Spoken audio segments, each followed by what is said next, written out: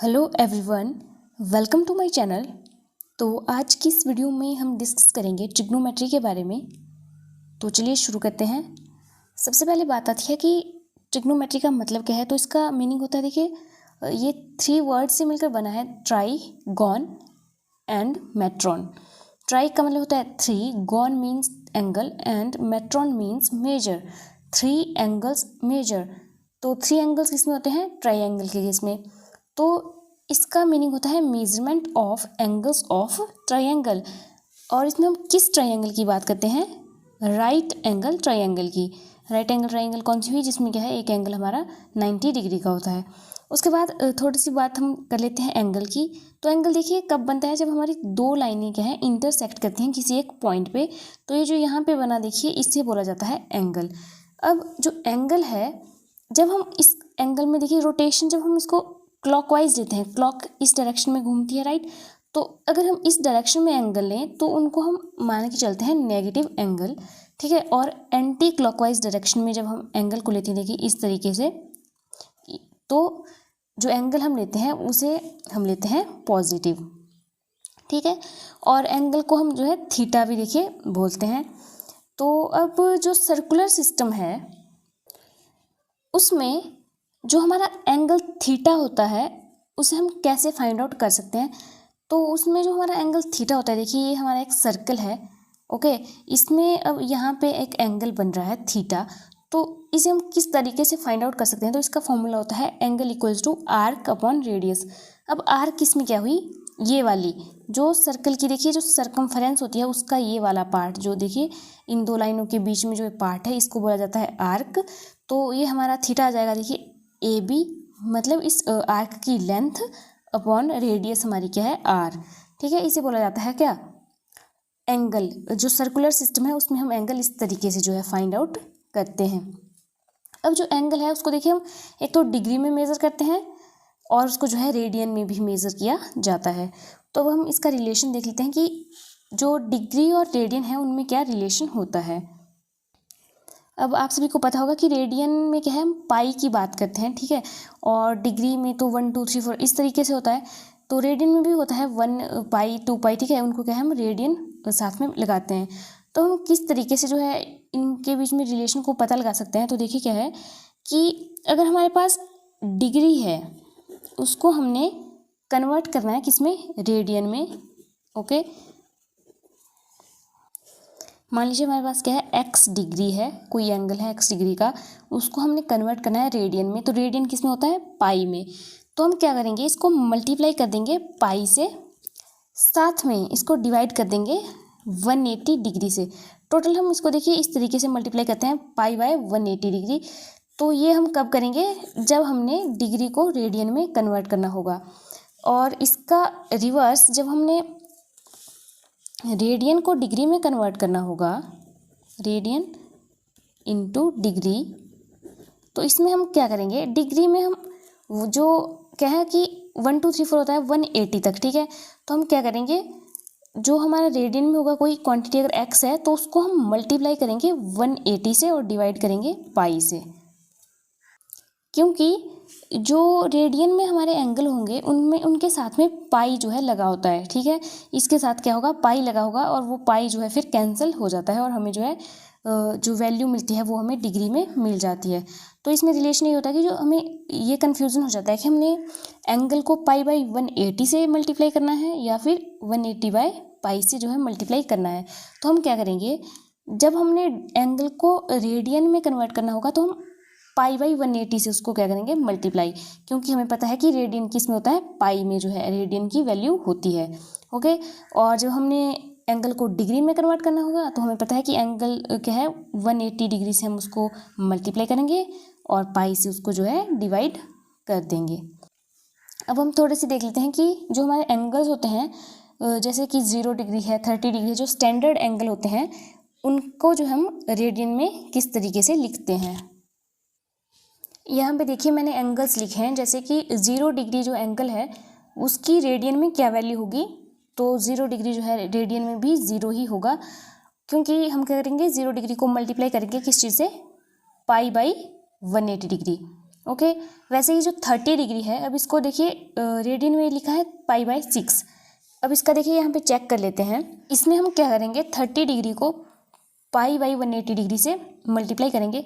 अब देखिए 0 से 0 कैंसिल हो गया, 3 6 होता है हमारा 18, तो हमारा कितना आ गया देखिए π/6। ठीक है, इस तरीके से जो है हमने क्या किया है, डिग्री को रेडियन में कन्वर्ट कर दिया। 30 डिग्री को हमने रेडियन में कन्वर्ट किया तो हमारे पास आ गया π/6। उसी तरीके से जो 45 डिग्री है वो हमारा रेडियन में होता है π/4, 60 डिग्री होता है हमारा π/3, 90 डिग्री को बोलते हैं π/2, और जो 270 डिग्री है वो हमारा होता है 3π/2, और 360 डिग्री होता है हमारा 2π। इसको आप यहीं पे देख लीजिए। 360 डिग्री को हम मल्टीप्लाई करेंगे π/180 से, और 180 से जब इसको कैंसिल करेंगे तो ऊपर 2 आ जाएगा। ठीक है, यहाँ पे देखिए बाकी एंगल्स भी हैं, जैसे कि 120 डिग्री है वो हमारा रेडियन में होगा 2π/3, 135 डिग्री होगा हमारा 3π/4। इसको जो है आप खुद भी जो है चेक कर सकते हो। और 180 डिग्री को रेडियन में हम लिखते हैं पाई। ठीक है, ये मैं आपको इसलिए बता रही हूँ क्योंकि आगे भी जो है इस चीज़ का यूज़ हम करेंगे। तो अब स्टार्ट करते हैं ट्रिग्नोमेट्रिक रेशोज़ को। तो ट्रिग्नोमेट्रिक रेशोज़ जो हमारी हैं वो हैं टोटल 6। कौन कौन सी? Sine, cosine, tangent, cosecant, secant और कोटेंजेंट। ठीक है, जिसको कि कॉट बोला जाता है। अब इसमें हम क्या देखते हैं कि जो राइट एंगल ट्रायंगल है उसमें जो है इन रेशोज़ को हम किस तरीके से फाइंड आउट कर सकते हैं राइट एंगल ट्रायंगल की हेल्प से। तो ये देखिए हमारी एक राइट एंगल ट्रायंगल है, यहाँ पे क्या है 90 डिग्री का हमारा एंगल है, तो हम इस एंगल को क्या है थीटा बोल रहे हैं। ठीक है, तो अब हम इस थीटा जो हमारा साइन थीटा होगा वो हम इस ट्रायंगल से किस तरीके से जो है फाइंड आउट कर सकते हैं। तो देखिए ये जो हमारा ये वाली जो हमारी लाइन है ये हमारा होता है बेस, और इससे बोला जाता है हाइपोटेन्यूज, और जो परपेंडिकुलर है देखिए इसको बोल दिया पी। ओके, अब जो हमारा साइन थीटा होता है वो हमारा होता है परपेंडिकुलर अपॉन हाइपोटेन्यूज, और कोसिकेंट थीटा हमारा होता है बेस अपॉन हाइपोटेन्यूज, और जो टेन थीटा होता है वो हमारा होता है परपेंडिकुलर अपॉन बेस। ओके, तो ये इसलिए लिख रही हूँ क्योंकि ये जो मैंने लिखा परपेंडिकुलर ये क्या है लेंथ, इस परपेंडिकुलर की लेंथ। ओके, अब ये आपको वैसे पता ही होगा। और उसी तरीके से जो कोसिकेंट थीटा है वो क्या होता है, वो होता है reciprocal of sine theta. Okay, और जो हमारा सीकेंट थीटा है ये हमारा रेसिप्रोकल होता है कॉस थीटा का, और कॉट थीटा हमारा रेसिप्रोकल होता है टेन थीटा का। तो हमारा जो कोसिकेंट थीटा है वो हमारा आ जाएगा देखिए यहाँ से हाइपोटेन्यूज अपॉन परपेंडिकुलर। अब देखिए जो हमारा सीकेंट थीटा है वो क्या है रेसिप्रोकल ऑफ कॉस थीटा, तो ये हमारा आ जाएगा यहाँ पे हाइपोटेन्यूज अपॉन बेस। अब आप कॉट थीटा तो बता ही सकते हो ये क्या है रेसिप्रोकल है टेन थीटा का, तो ये हमारा जाएगा बेस अपॉन परपेंडिकुलर। इनकी क्या बोली हूँ मैं रेशो, मतलब परपेंडिकुलर। देखिए परपेंडिकुलर की हम क्या लिखेंगे यहाँ पे लेंथ लिखेंगे, तो इसको मैं इस तरीके से भी लिख सकती हूँ कि जो हमारा कोसिकेंट थीटा है वो हमारा है 1/sin थीटा, और जो सीकेंट थीटा है वो हमारा है 1/cos थीटा, और जो कॉट थीटा है वो हमारा क्या होगा 1/tan थीटा। इसमें एक और रिलेशन होता है कि जो हमारा tan थीटा है यहाँ पे लिख देते हैं, tan थीटा हमारा बराबर होता है ratio of sine theta upon cos theta. Sine और कॉस की जो रेशो आएगी उससे भी जो है हमारा टेंजेंट थीटा हमें मिलता है। ओके, अब इसकी एक ट्रिक भी होती है कि इसको आप किस तरीके से जो है लर्न रख सकते हो। ट्रिक इसमें बहुत ही आसान सी है। देखिए यहाँ पे क्या होता है, हम बोलते हैं पंडित बद्री प्रसाद हर हर बोले सोना चांदी तोले। ओके, अब इसमें क्या है देखिए जो मैंने ये लिखा, अब इसमें हम इस तरीके से देखिए डिवाइड हो गया ये। ओके, अब ये क्या है, ये तो आपको सिंबल्स का तो आपको पता है कि पी से परपेंडिकुलर हुआ, एच से हाइपोटेन्यूज हुआ, बी से बेस हुआ, एस से साइन, सी से कॉस और टी से टेंजेंट। ओके, अब इसका रेसिप्रोकल यहाँ नीचे आ जाता है क्या क्या कोसिकेंट, सीकेंट और कॉट। ओके, तो ये जो है आप याद रख सकते हो, ये वाला जो है आपको ट्रिक से याद रह जाएगा। ये क्या है, पंडित बद्री प्रसाद हर हर बोले सोना चांदी तोले। ओके, अब देखिए जो साइन है वो क्या आ गया हमारा P/H, कॉस हमारा आ गया B/H, टेन हमारा आ गया P/B, राइट। और उसी तरीके से जो ये नीचे है हमारा, ये क्या है हमारा कोसिकेंट, सीकेंट और कॉट, ये क्या है इनके जो है रेसिप्रोकल हैं। तो हमारे यहाँ से कोसिकेंट आ जाएगा H/P, सीकेंट आ जाएगा हमारा H/B और कॉट आ जाएगा बेस अपॉन परपेंडिकुलर। ओके, ये जो है छोटी सी एक ट्रिक है इन रेशियोज को याद रखने की। इसके बाद हम ट्रिग्नोमेट्रिक रेशियो जो स्टैंडर्ड एंगल की होती हैं उनको जो है देख लेते हैं। मतलब कि अगर ये एंगल हमारा 30 डिग्री का होगा तो हमारा जो साइन थीटा है वो उसकी क्या वैल्यू आएगी। अगर ये एंगल हमारा 45 डिग्री का होगा तो स्टैंडर्ड एंगल जो होते हैं वो हमारे होते हैं इस तरीके के, 0 degree, 30 degree, 45 degree, 60 degree, 90 degree. Okay, ये जो है हमारे क्या है स्टैंडर्ड एंगल है। अब इनका देखिए मैंने यहाँ पे लिखा है, ये जो मैंने π/6 लिखा है क्या है, इसको मैंने कन्वर्ट करके लिखा है रेडियन में। ओके, तो कई बार जो है ये चीज़ भी जो है आपको पूछ ली जाती है, जैसे कि साइन π/6 लिखा होगा तो आपको जो है ऑटोमेटिकली पता लग जाएगा कि साइन π/6 का मतलब है साइन 30 डिग्री, या फिर कॉस π/4 होगा तो आपको पता लगना चाहिए कि कॉस π/4 का मीन्स है कॉस 45 डिग्री। ठीक है, तो ये जो है आप याद रख सकते हो। एक तो निकालना तो आपको मैंने बता दिया कि कैसे निकालते हैं, और इसको जो है आप याद भी रख सकते हो क्योंकि बहुत ही आसान है। ओके, इसमें क्या है देखिए जो 0 डिग्री है वो 0 ही है, 30 डिग्री है हमारा π/6, नेक्स्ट है π/4, π/3 और π/2। 90 डिग्री को π/2 बोलते हैं, 180 डिग्री को पाई बोलते हैं, 360 डिग्री को 2 पाई बोलते हैं और 270 डिग्री को 3 π/2 जो है उसको बोला जाता है। ठीक है, अब नीचे को देखिए मैंने लिखे हैं रेशोज और इस डायरेक्शन में जो है हमने लिखा है क्या एंगल्स। अब इसका जो साइन थीटा है, साइन 0 डिग्री हमारा होता है 0 के बराबर, साइन 30 डिग्री होता है 1/2, साइन 45 हमारा होता है 1/√2 और साइन 60 डिग्री होता है √3/2 और साइन 90 डिग्री होता है 1। देखिए मैंने यहाँ पे सिर्फ एक ही ट्रिग्नोमेट्रिक रेशियो है जो साइन थीटा, इसी की जो है वैल्यूज़ यहाँ पे लिखी हैं, बाकी नहीं लिखे हैं क्योंकि बाकी जो है आप इसी लाइन से जो है डिराइव कर सकते हो, क्योंकि आपको सिर्फ ये जो कितनी है देखिए 1 2 3 4 5 वैल्यूज जो है याद करनी है। उनमें से भी क्या याद करना है आपको, देखिए साइन 0 0 होता है और साइन 90 डिग्री 1 होता है, बाकी बच गई 3, ये जो है आप याद रख सकते हो। इसका एक बहुत ही आसान तरीका एक ये भी है कि आप क्या करोगे, डिनोमिनेटर में हर जगह क्या लिख दोगे, सबसे पहले तो 2। ठीक है, इस केस में भी देखिए यहाँ पे लिख दिया 2 और यहाँ भी 2 और लास्ट में भी 90 के केस में भी डिनोमिनेटर में हमने लिख दिया 2। ऊपर हम क्या लिखेंगे, ऊपर हमारा स्टार्ट होगा 0 से। ओके, 0 कौन सा, √0, √1, √2, √3 और √4। ओके, नीचे हम क्या करेंगे, डिनोमिनेटर में हर जगह 2 लिख देंगे और ऊपर हम स्टार्ट करेंगे √0 से। अब जो √0 है वो तो 0 ही हुआ हमारा। ओके, तो ये हमारा आ गया 0/2 और 0/2 तो हमारा 0 होता है, और √1 भी कितना होता है हमारा 1 के बराबर होता है, तो ये हमारा आ गया 1/2। नेक्स्ट है हमारा √2/2। अब इसको अगर हम √2 से मल्टीप्लाई और डिवाइड करेंगे तो हमारे पास ये आता है, और ये तो हमारा इसी तरीके से आ गया √3/2। और जो देखिए यहाँ पे √4 है तो √4 हमारा होता है 2 के बराबर, क्योंकि √4 जो है हमारा 2 आता है, तो 2/2 हमारा कितना आ गया 1 आ गया।